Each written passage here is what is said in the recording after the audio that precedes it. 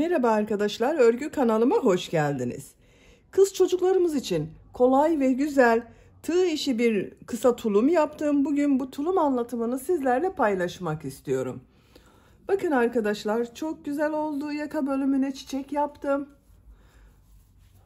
Arka bölümde askılar yaptım. Bakın bu şekilde. Kullanışlı bir bebek tulumu oldu. Tulum örgüsüne bel örgüsünü yaparak başlıyoruz.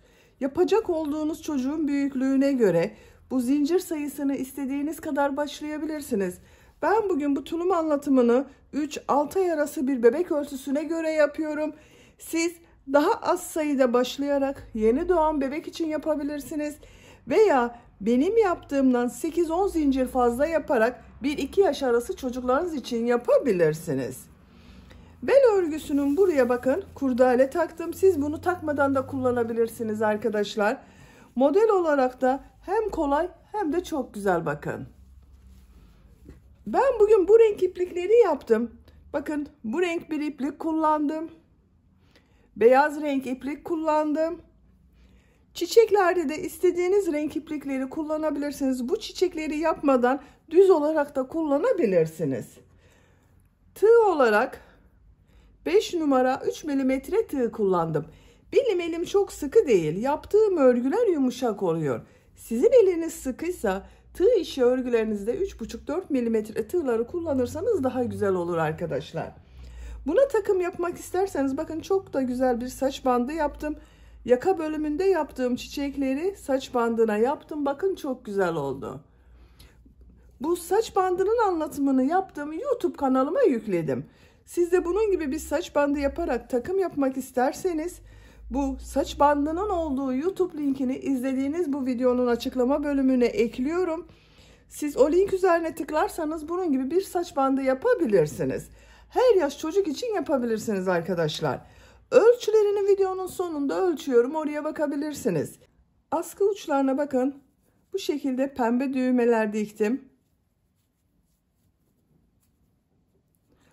Bu yaka bölümünde yaptığımız düğme iliklerine takıyorum.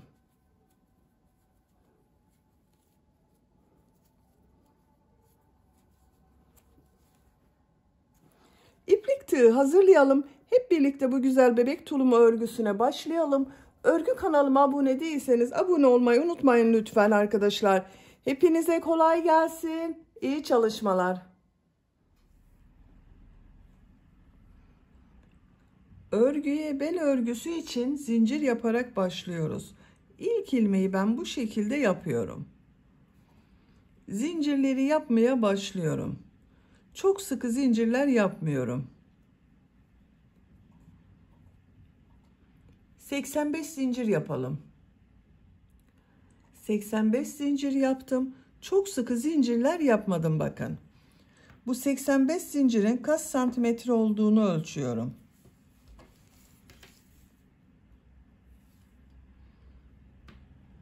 34 santimetre zincir uzunluğu var. Benim elimin sıklığına göre 34 santimetre için 85 zincir yaptım arkadaşlar. Sizin eliniz sıkıysa bu 34 santimetre olasıya kadar kaç zincir oluyorsa o kadar zincir yapmanız gerekir. Bu zincir sayısı da yapacak olduğunuz çocuğun büyüklüğüne göre daha fazla sayıda yapabilirsiniz. Ben bugün 3 aylık bir bebek bel ölçüsüne göre yapıyorum. 34 santimetre yaptım. Siz daha büyük çocuklar için yapmak istiyorsanız bunu 38, 40, 42 santimetre olarak yapabilirsiniz. 1 yaşından büyük çocuklar için yapıyorsanız gelişimleri farklı olur. Onların belini ölçerek zincir yaparsanız çok daha iyi olur arkadaşlar. Bu sırada trabzanlar yapacağız. Tığ üzerine iplik alıyorum. 3 ilmek atlıyorum. 1, 2, 3, 4. ilmeğe trabzan yapıyorum. Bu sıra başında 3 ilmek atladığımda bir trabzan. Diğer ilmeklere trabzan yaparak devam ediyorum. Her zincir üzerine bir trabzan yapıyorum.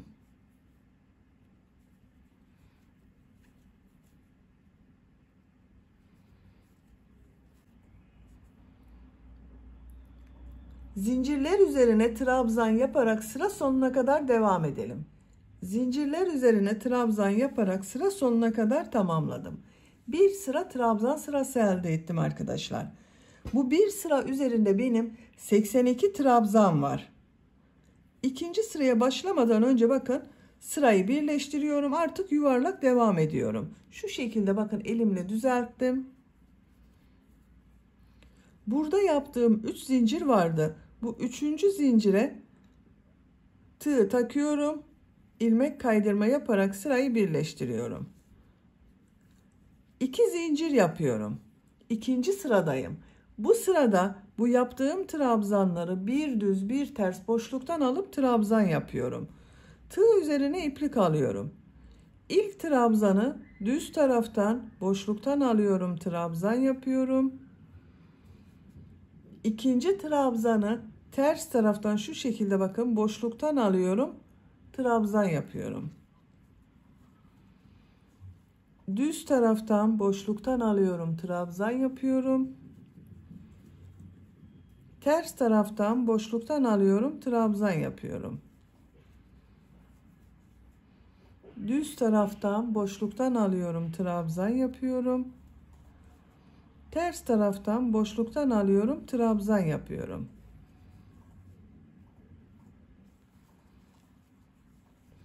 Bakın bu şekilde bir görüntü elde ediyoruz. Bir düz bir ters örgü elde ediyoruz. Burayı da birleştirelim başladığımız sırayı arkadaşlar. Şu şekilde bakın yine 3 zincirin bu zincire tığ takıyorum. İplik ucunu içinden çekiyorum. İlmeğin içinden çektim. Bakın burayı da birleştirdik. Artık düzgün. Sıra sonuna kadar devam edelim. Bu sırada trabzanları bir düz bir ters boşluktan aldım, trabzan yaptım. Son trabzanı bakın düz taraftan boşluktan aldım, trabzan yaptım. Tığ üzerine iplik almadan sıra başında yaptığım 2 zincirin bakın ikinci zincire tığ takıyorum. İlmek kaydırma yaparak sırayı birleştiriyorum. Bu sıra başında yaptığım bakın 2 zincir ters taraftan yaptığım trabzan görüntüsü oldu arkadaşlar. Bir düz bir ters boşluktan alarak trabzan yaptık. Görüntüsü bakın bu şekilde esnek oldu, bakın bel örgüsü. Üçüncü sıradayım. 2 zincir yapıyorum. Bu sırada bu yaptığım trabzanları nasıl görüyorsam o yönde boşluktan alıyorum, trabzan yapıyorum. Düz tarafta görüyorum, düz taraftan boşluktan alıyorum, trabzan yapıyorum. Ters tarafta görüyorum, ters taraftan boşluktan alıyorum, trabzan yapıyorum. Düz trabzan yapıyorum boşluktan alarak, ters taraftan boşluktan alıyorum, trabzan yapıyorum.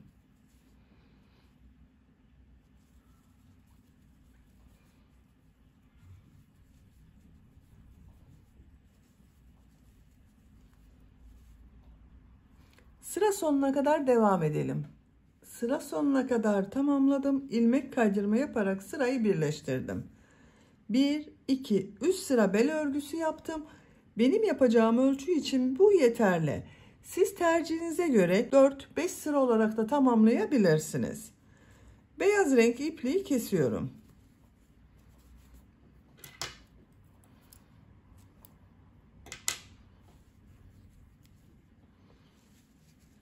Bakın arkadaşlar bu şekilde oldu. Renkli iplik ile model yapmaya başlıyorum. Bu ilmekten ipliği bağlıyorum.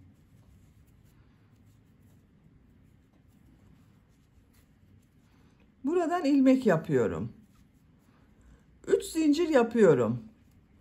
Tığ üzerine iplik alıyorum. Aynı ilmek içine bir trabzan yapıyorum. 2 zincir yapıyorum. Aynı ilmeğe 2 trabzan daha yapıyorum.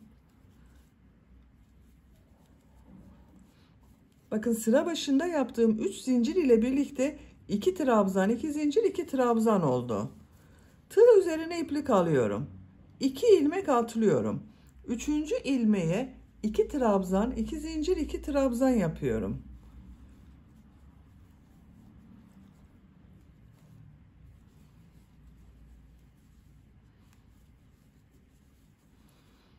2 ilmek atlıyorum. 3. ilmeğe 2 trabzan, 2 zincir, 2 trabzan yapıyorum.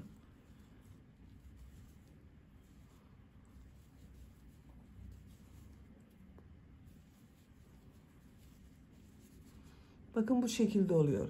Sıra sonuna kadar devam edelim. Sıra sonuna kadar modelleri yaptım. Son yaptığım modeli ilk yaptığım model ile ilmek kaydırma yaparak sırayı birleştiriyorum.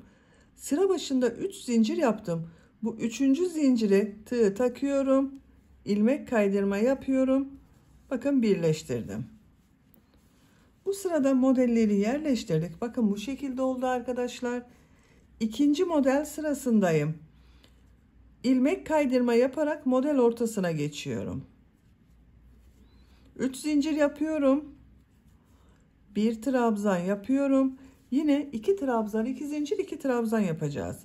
2 zincir yapıyorum. 2 trabzan yapıyorum. Tığ üzerine iplik alıyorum. Diğer model ortasına 2 trabzan, 2 zincir, 2 trabzan yapıyorum.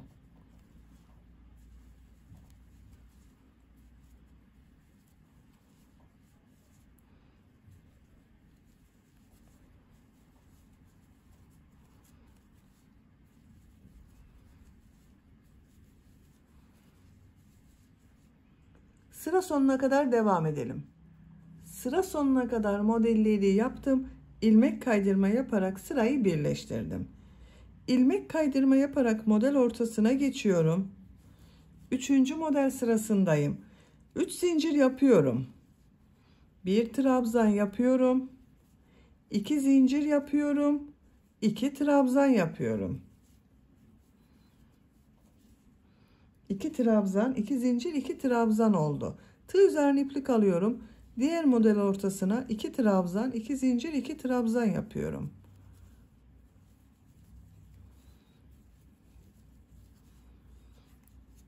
Sıra sonuna kadar devam edelim. Sıra sonuna kadar modelleri yaptım. İlmek kaydırma yaparak sırayı birleştirdim. 1, 2, 3 sıra 2 trabzan, 2 zincir, 2 trabzan şeklinde modeller yaptım. 4. model sırasındayım. 4. sıradan itibaren 3 trabzan, 2 zincir, 3 trabzan şeklinde modeller yapacağız. İlmek kaydırma yaparak model ortasına geçiyorum. 3 zincir yapıyorum. 2 trabzan yapıyorum. Bakın 3 zincir ile birlikte 3 trabzan oldu. 2 zincir yapıyorum. 3 trabzan yapıyorum.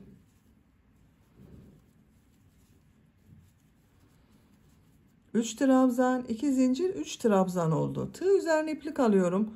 Model ortasına 3 trabzan, 2 zincir, 3 trabzan yapıyorum.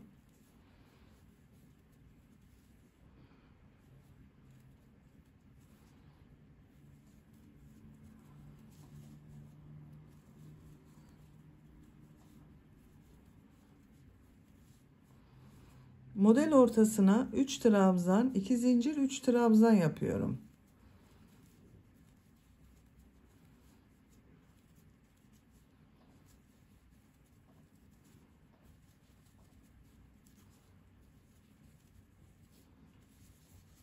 Bakın görüntüsü böyle oldu. Sıra sonuna kadar devam edelim. İlmek kaydırma yaparak sırayı birleştirelim. Bir sonraki sırada yine 3 trabzan, 2 zincir, 3 trabzan yapacağız. Örgü artık 3 trabzan, 2 zincir, 3 trabzan ile devam edecek arkadaşlar. Model örgüsüne her sırada 3 trabzan, 2 zincir, 3 trabzan yaparak örgüye devam edelim. Yapacağım ölçüye göre yüksekliğini tamamladım. Kaç sıra yaptığımı sayıyorum. Model sırasını sayıyorum. 1, 2, 3, 4, 5, 6, 7, 8, 9, 10, 11, 12, 13 sıra yaptım. Yüksekliği ölçüyorum. 20 santimetre yükseklik var. Gövde yüksekliğini burada bitiriyorum ben. Siz daha büyük yapıyorsanız 1-2 sıra devam edebilirsiniz. Şimdi bacak bölümlerini ayıracağız. Bakın 26 model var. 2, 4, 6, 8, 10, 12, 14, 16, 18, 20, 22, 24, 26. Şu iki modeli ortada bitiriyorum. Bakın ilmek kaydırma yaparak sırayı birleştirdim. Bacak örgüsü için 2, 4, 6, 8, 10, 12 model. Diğer bacak örgüsü için de 12 model. Şu iki modeli ortada birleştiriyorum arkadaşlar.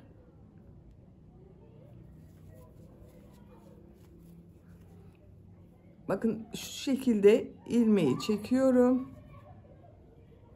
İlmek ucunu çekiyorum içine. İlmek kaydırma yapıyorum. Karşılıklı ilmek kaydırma yaparak birleştiriyorum.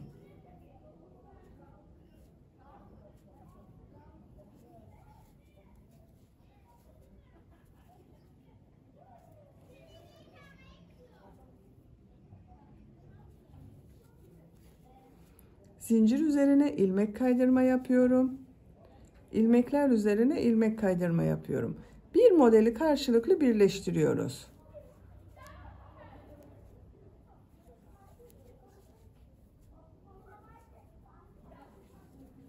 Bakın A ortasını birleştirdik. Bacak bölümlerini bakın tekrar sayıyorum. 2, 4, 6, 8, 10, 12 model. Diğer bacak örgüsünde de 12 model oldu. Bacak örgüsünde model sırası yapıyorum. Bakın zincir yapmıyorum arkadaşlar. Tığ üzerine iplik alıyorum. Şu ilk model üzerine 3 trabzan, 2 zincir, 3 trabzan yapıyorum. 12 model var. 12 model yapacağız. 2 zincir yapıyorum. 3 trabzan yapıyorum. Diğer model ortasına 3 trabzan, 2 zincir, 3 trabzan yapıyorum.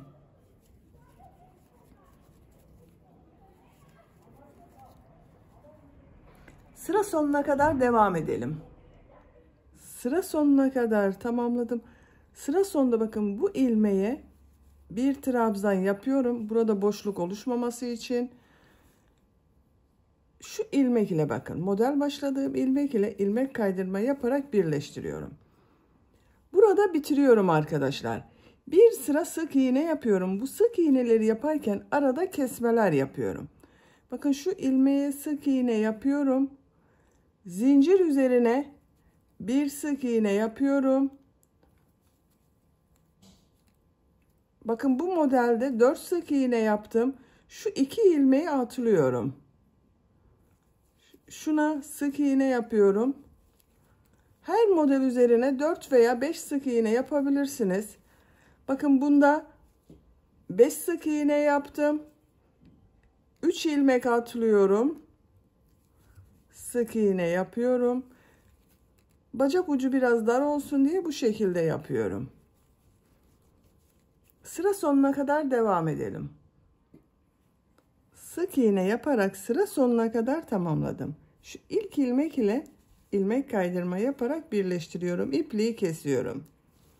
Bakın sık iğne yaptım. Biraz dar oldu arkadaşlar. Bakın şu diğer bacak örgüsüyle. Bakın bu kadar dar oldu. Şimdi diğer bacak örgüsünü yapalım.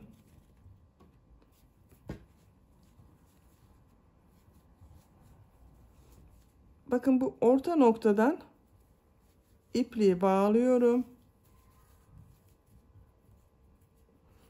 Yine bu bacak örgüsünde yaptığımız gibi bir sıra model sırası yapacağız. Bir sıra sık iğne yapacağız. Buradan bir ilmek yapıyorum. Model ortasına 3 trabzan, 2 zincir, 3 trabzan yapıyorum.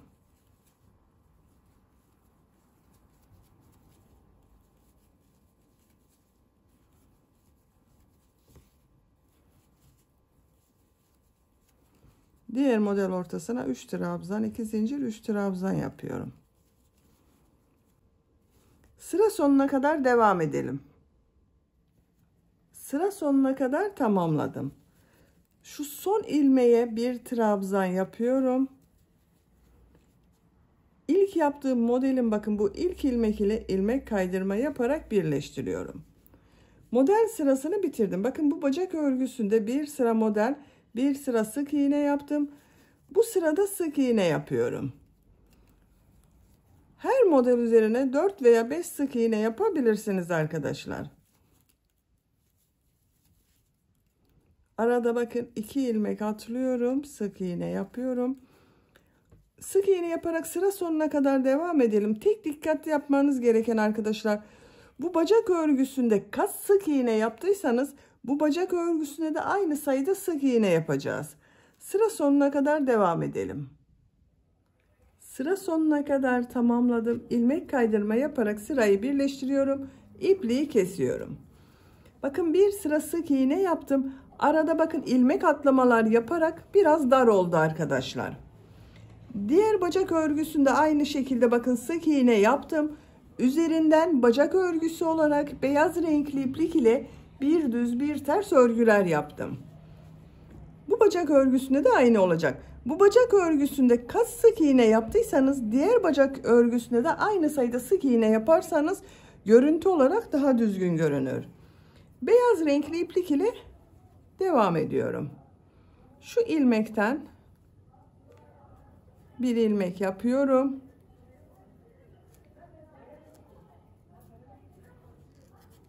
İki zincir yapıyorum. Her ilmek üzerine bir trabzan yapıyorum. Bakın bu sırada kesme yapmıyorum. Bir önceki sırada sık iğne yaparken arada atlamalar yaparak dar oldu arkadaşlar. Her ilmek üzerine trabzan yapıyorum. Sıra sonuna kadar devam edelim. Sıra sonuna kadar trabzan yaparak tamamladım. İlk ilmek ile ilmek kaydırma yaparak birleştiriyorum. Bakın arkadaşlar, bir sıra trabzan sırası yaptım beyaz renkli iplik ile. Bu bacak örgüsünde olduğu gibi bu sırada bu yaptığım trabzanları bir düz bir ters boşluktan alıp trabzan yapıyorum.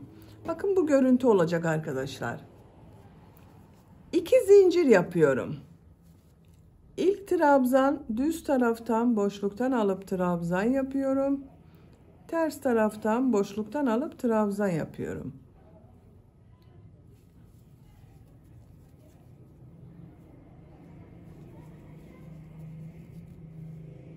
Sıra sonuna kadar devam edelim. Sıra sonuna kadar tamamladım. Son trabzan bakın düz taraftan boşluktan aldım, trabzan yaptım. Şu ilk ilmek ile ilmek kaydırma yaparak birleştiriyorum. Sıra başında yaptığım 2 zincir bakın ters tarafta görünen trabzan oldu. Görüntüsü bu şekilde arkadaşlar. Bu sırada yaptığım bu trabzanları nasıl görüyorsam o şekilde boşluktan alıp trabzan yapıyorum. 2 zincir yapıyorum. Bakın düz tarafta görüyorum. Düz taraftan boşluktan alıp trabzan yapıyorum. Ters taraftan boşluktan alıp trabzan yapıyorum. Bel örgüsünde yaptığımız gibi. Bakın burada yaptığımız gibi bir düz bir ters boşluktan alıp trabzan yapıyoruz. Sıra sonuna kadar devam edelim. Sıra sonuna kadar tamamladım. İlk ilmek ile ilmek kaydırma yaparak birleştiriyorum. İpliği kesiyorum.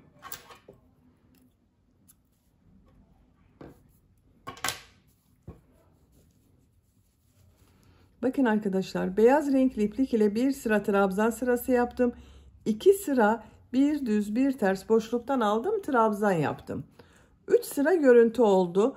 Bu yükseklik benim için yeterli. Siz tercihinize göre bunu 4-5 sıra devam edebilirsiniz. Bakın bu şekilde bitirdik. Çok güzel oldu.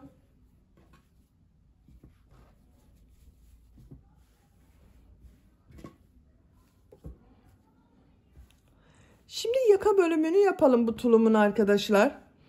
Yaka bölümünü yapmak için ön ortasını buluyorum. Bakın birleştirme yaptığımız yer burası. Ön ortası şurası.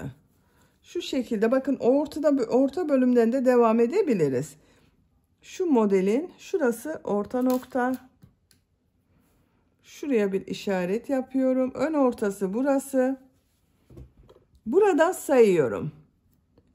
1, 2, 3, 4, 5, 6, 7, 8, 9, 10, 11, 12, 13. trabzana işaret yapıyorum. Diğer tarafa da sayıyorum. Bakın bu işaretten sonra. 2, 4, 6, 8, 10, 12, 13. trabzana işaret yapıyorum. Yaka bölümünü yaparken İki kenarda beyaz renkli bir düz bir ters örgüler yapacağız. Orta bölümde bu renk iplik ile model yapmaya devam edeceğiz arkadaşlar. Onun için ilk önce beyaz renkli iplik ile başlıyorum. Bakın burada 13. ilmeğe işaret yaptım. Burada sayıyorum. 1, 2, 3, 4, 5. ilmeğe ipliği bağlıyorum.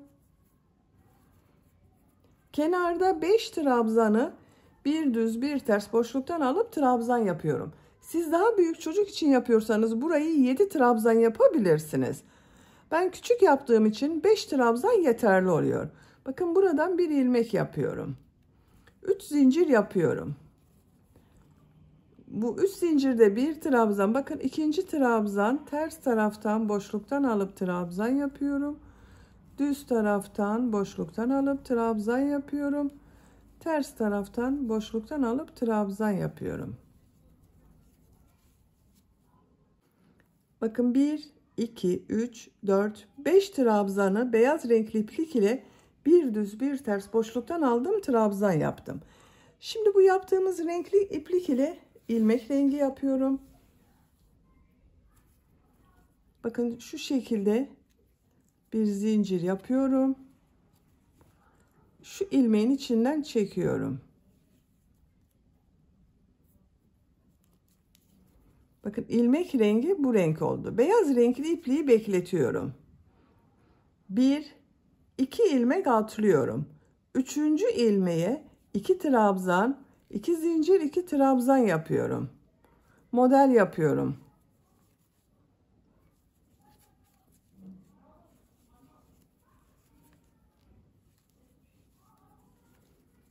İki trabzan, 2 zincir, 2 trabzan yaptım. Tığ üzerine iplik alıyorum. 3 ilmek atlıyorum. Bakın kenarda 2 ilmek atladım. Buralarda 3 ilmek atlıyorum. 1, 2, 3. 4. ilmeğe 2 trabzan, 2 zincir, 2 trabzan yapıyorum.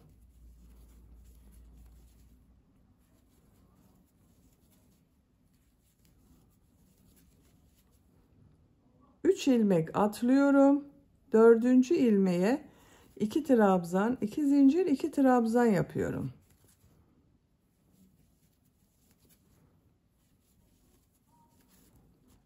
Bakın. Burada yaptığımız model gibi yapıyoruz. Bu işaret yaptığımız yere kadar model yaparak devam edelim.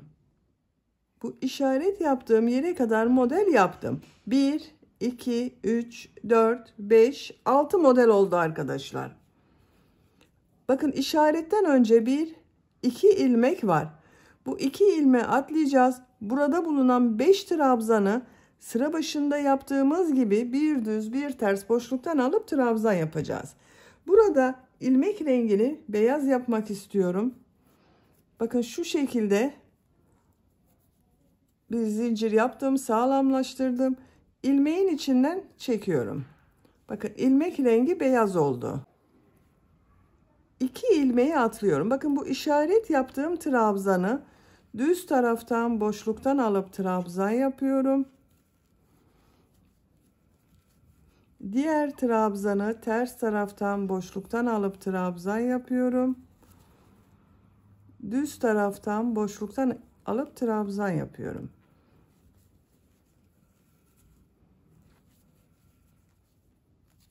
Bakın 1, 2, 3, 4, 5 trabzanı bir düz bir ters boşluktan aldım, trabzan yaptım. Sıra başında da aynı yaptım.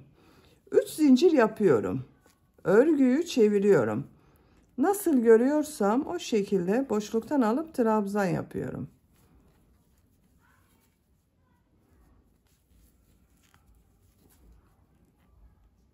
Bakın son trabzan, ters taraftan boşluktan aldım, trabzan yaptım. İpliği burada bekletiyorum. Bakın beyaz renkli ipliği. Bu renk iplik ile ilmek yapıyorum. Bakın ilmek içinden çektim. Bu renk oldu ipliğimizin, ilmeğimizin rengi. Model üzerine bakın 2 trabzan, 2 zincir, 2 trabzan yapıyorum.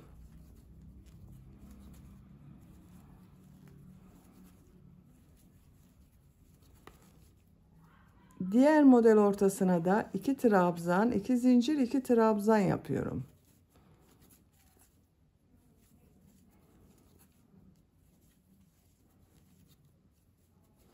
Bakın düz taraftan görüntüsü bu şekilde.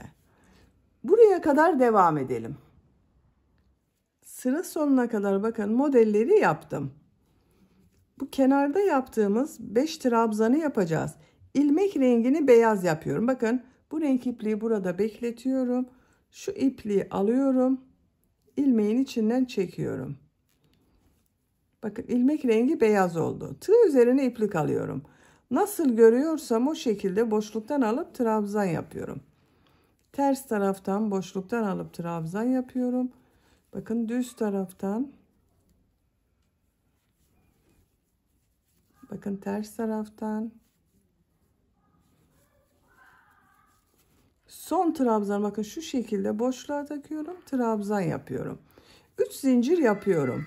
Örgüyü çeviriyorum. Bakın arkadaşlar görüntüsü bu şekilde oldu.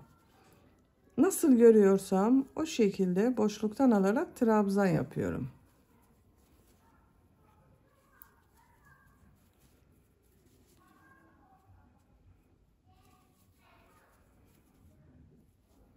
İlmek rengini bakın bu renk yapıyorum. Şu şekilde ilmek içinden çektim. Model üzerine 2 trabzan, 2 zincir, 2 trabzan yapıyorum.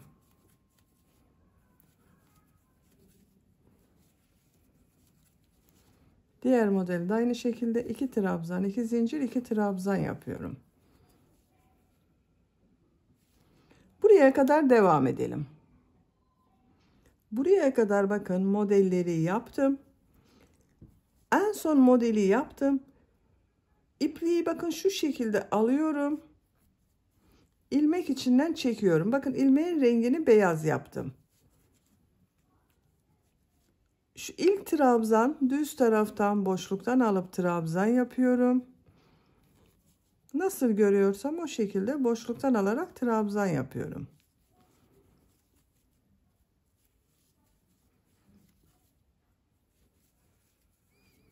Üç zincir yapıyorum. Örgüyü çeviriyorum. İlk 5 trabzanı nasıl görüyorsam o şekilde boşluktan alıp trabzan yapıyorum. Bakın ilmek rengini bu renk yapıyorum. İlmek içinden çektim. Tığ üzerine iplik alıyorum. Model ortasına 2 trabzan, 2 zincir, 2 trabzan yapıyorum.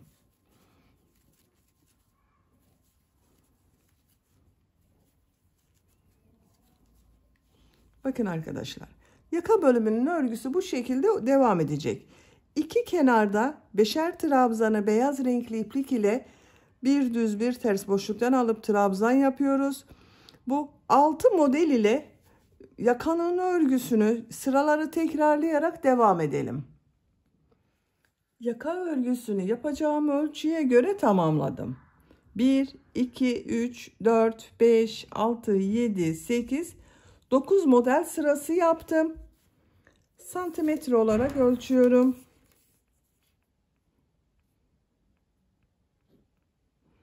Dokuz santimetre yükseklik var.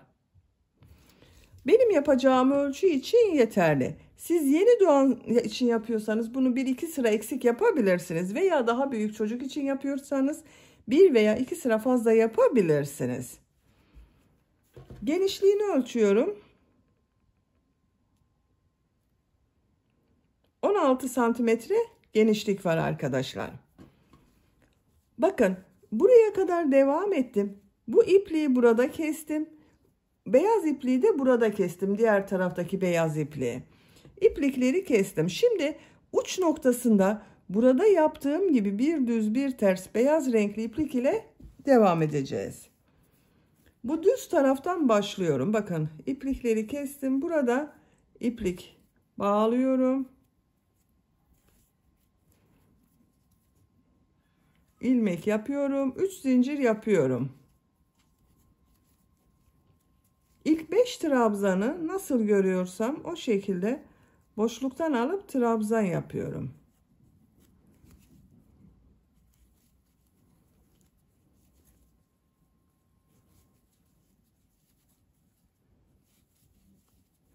Bakın 5 trabzanı nasıl görüyorsam o şekilde yaptım. Model üzerine trabzan yaparak devam ediyorum. Bakın ilmekler üzerine trabzan yapıyorum. Bu zincir yaptığım boşluğa bir trabzan yapıyorum. Diğer ilmeklere birer trabzan yapıyorum yine.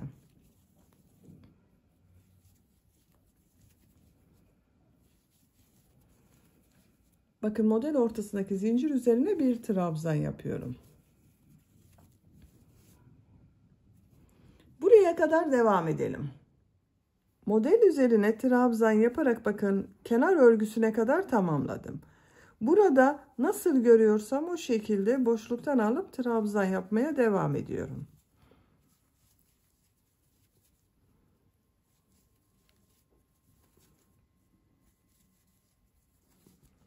Bakın arkadaşlar bu şekilde oldu. Bu sırada burada yaptığımız trabzanları bir düz bir ters boşluktan alıp trabzan yapacağız. 3 zincir yapıyorum. Örgüyü çeviriyorum. Bu sırada bu kenara ve bu kenara birer tane de düğme iliği yapıyorum.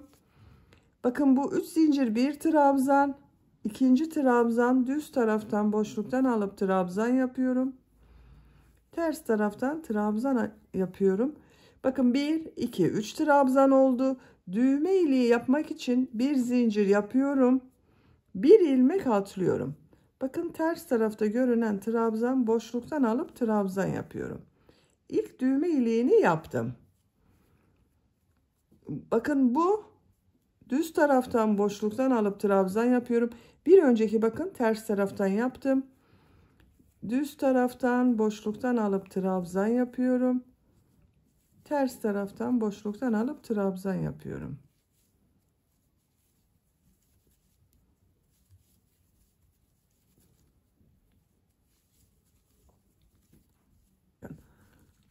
Görüntüsü bu şekilde oluyor.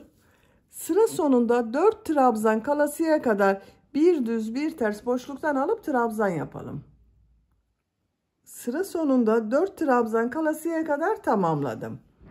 Düğme iliği için bir zincir yapıyorum. Bir ilmek atlıyorum. Şu trabzanı bakın ters taraftan boşluktan alıp trabzan yapıyorum. Düz taraftan boşluktan alıp trabzan yapıyorum. Düğme iliğinden sonra bakın 3 trabzan yaptım. 3 zincir yapıyorum. Örgüyü çeviriyorum. Bu sırada bu düğme iliklerin üzerine trabzan yapacağız. Nasıl görüyorsam o şekilde boşluktan alıp trabzan yapıyorum. Bakın düğme iliği için yaptığım bu bir zincir üzerine bir trabzan yapıyorum. Nasıl görüyorsam o şekilde boşluktan alıp trabzan yapıyorum. Bakın düğme iliği daha belirgin oldu. Diğer düğme iliği yaptığımız yere kadar devam edelim. Düğme iliğine kadar tamamladım. Bu zincir üzerine bir trabzan yapıyorum. Düz taraftan görüyorum. Boşluktan alıp trabzan yapıyorum. Ters taraftan boşluktan alıp trabzan yapıyorum.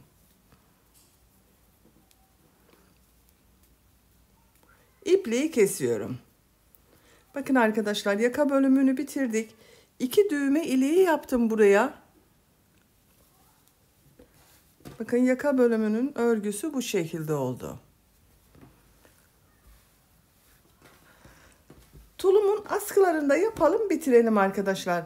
Askı örgüsüne arka bölümden başlıyorum. Şu şekilde bakın orta bölümü buluyorum. Şurası orta nokta, arka ortası. Beyaz renkli iplik ile askı yapacağız. Bakın bu ön kenarlarda beşer trabzanı bir düz bir ters boşluktan aldım. Trabzan yaptım. Askılarda da aynı yapıyorum. 1, 2, 3 trabzan atlıyorum. 4. trabzana iplik bağlıyorum. Bakın işaretten sonra 4. trabzandan başlıyorum. Buraya bir ilmek yapıyorum. 3 zincir yapıyorum. Bu 3 zincirde bir trabzan, ters taraftan boşluktan alıp trabzan yapıyorum. Düz taraftan boşluktan alıp trabzan yapıyorum.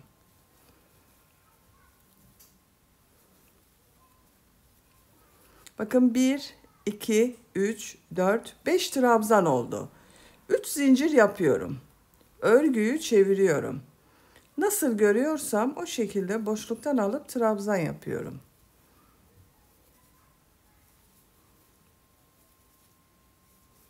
Siz daha büyük çocuk için yapıyorsanız bunu 7 trabzan yapabilirsiniz. 1, 2, 3 zincir. Nasıl görüyorsam o şekilde boşluktan alıp trabzan yapıyorum.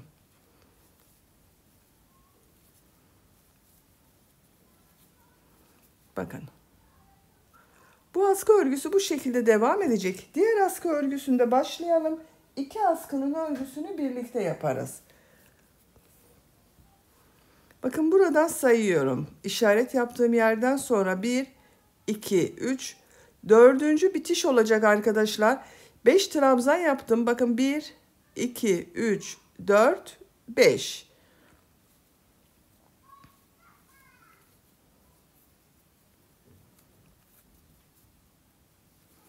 İlmek yapıyorum. 3 zincir yapıyorum.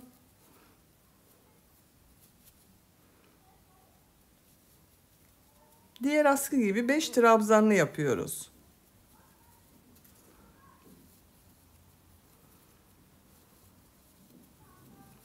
Bakın 5 trabzan yaptım. 3 zincir yapıyorum. Örgüyü çeviriyorum. Nasıl görüyorsam o şekilde boşluktan alıp trabzan yapıyorum.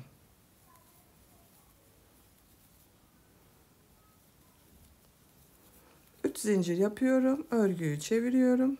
Devam ediyorum. Bakın. Bu askı örgüsü de bu şekilde devam edecek. 2 askının örgüsünü yapacak olduğunuz çocuğun büyüklüğüne göre istediğiniz kadar sırayı tekrarlayarak tamamlayalım. 2 askı örgüsünü tamamladım. Bakın aynı uzunlukta yaptım. Kaç sıra yaptığımı sayıyorum. 2, 4, 6, 8, 10, 12, 14, 16, 18, 20, 22, 24, 26, 28, 30, 32, 34 sıra yaptım. Santimetre olarak ölçüyorum.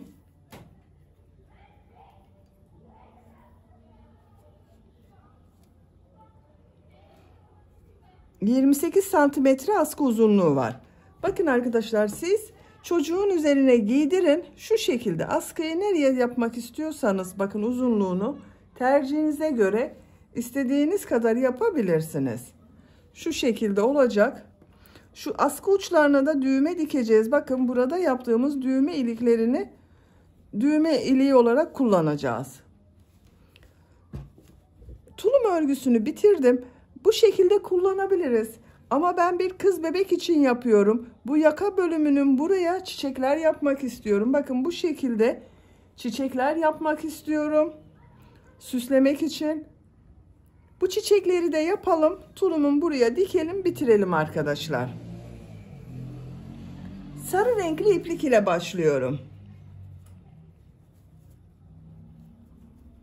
Bakın ilk önce bu orta bölümü yapacağız.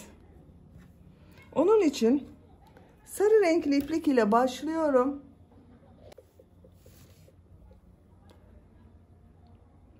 Şu şekilde bir sihirli halka yapıyorum. İlmek yaptım. Zincir yaptım, sağlamlaştırdım. Bu sihirli halka içine 6 sık iğne yapıyorum. 1 2 3 4 5 6 sık iğne yaptım. İplik ucunu çekiyorum. Bakın şu şekilde çekiyorum. İlk yaptığım bakın şu ilmek ile ilmek kaydırma yaparak sırayı birleştiriyorum.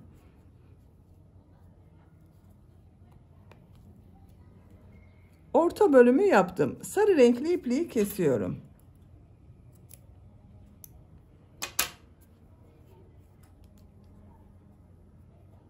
Şimdi bunun üzerine çiçeğin yaprak bölümlerini yapacağız arkadaşlar.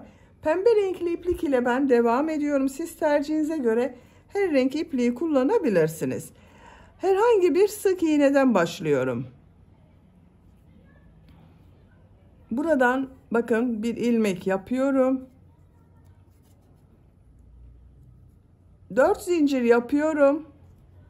Tığ üzerine 2 defa iplik doluyorum. Bu aynı sık iğne içine 3 üçlü trabzan yapıyorum.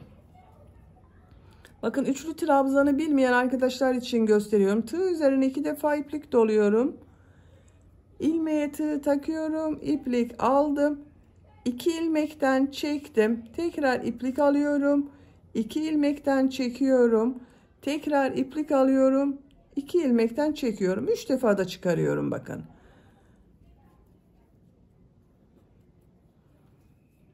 Üç üçlü trabzan yaptım. 4 zincir yapıyorum. Aynı ilmek içine ilmek kaydırma yapıyorum. Bakın şu şekilde ilmek kaydırma yaptım. Diğer zincir içine ilmek kaydırma yapıyorum. 4 zincir yapıyorum. Aynı ilmeğe 3 üçlü trabzan yapıyorum.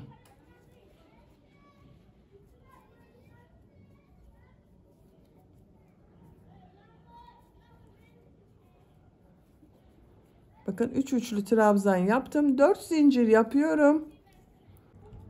Aynı ilmek içine ilmek kaydırma yapıyorum. Bakın diğer sık iğne üzerine ilmek kaydırma yaparak geçiş yapıyorum. 4 zincir yapıyorum. 3 üçlü trabzan yapıyorum.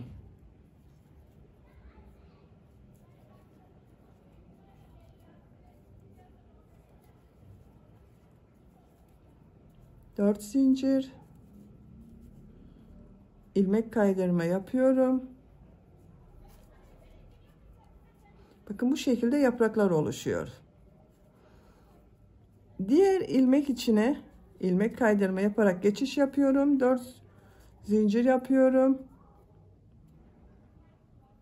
3 üçlü trabzan.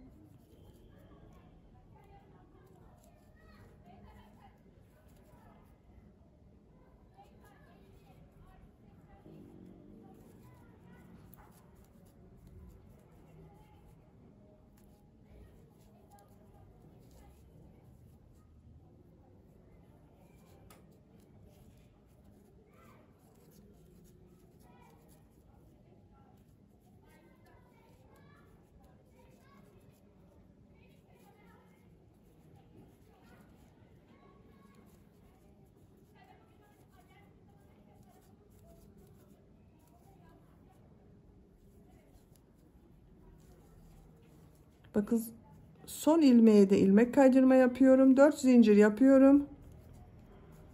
3 üçlü trabzan yapıyorum.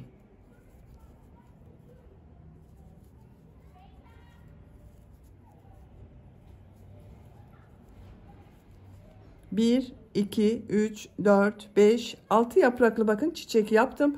4 zincir yapıyorum. İlmek kaydırma yapıyorum. İlk başladığım ilmeğe ilmek kaydırma yaparak bitiriyorum. İpliği kesiyorum.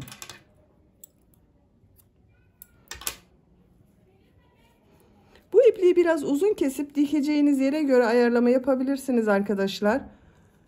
Bakın şu iplik uçlarını kesiyorum.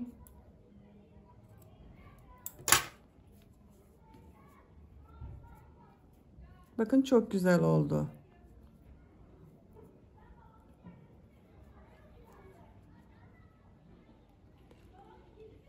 Çiçek örgüsünü bakın bitirdim. Şimdi bunu yaptığımız bu tuluma dikeriz arkadaşlar. Bakın ben önceden hazırladım çiçek örgülerini. Aynı şekilde bir pembe renkli, bir bakın böyle lila renk, bir de sarı renkli yaptım. Bunu istediğiniz renk sıralamasıyla bakın buraya dikeceğiz. Ben şu şekilde yapmak istiyorum bakın. Böyle büyük bir iğne var. Şu çiçeği bakın iplik ucu bıraktım arkadaşlar, bu kadar. İğneye takıyorum.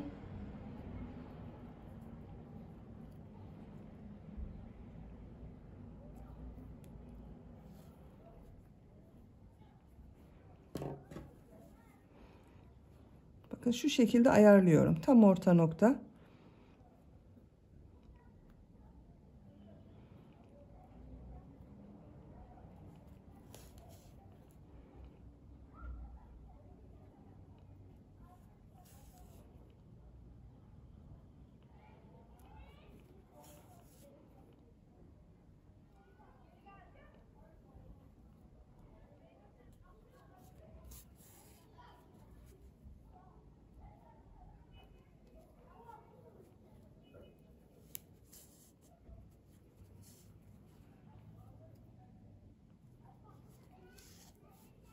Bakın.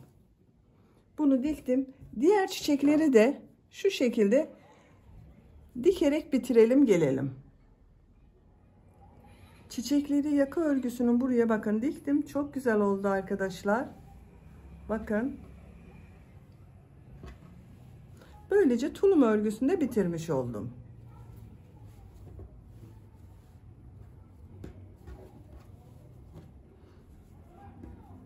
Bitmiş olarak ölçülerini söylüyorum.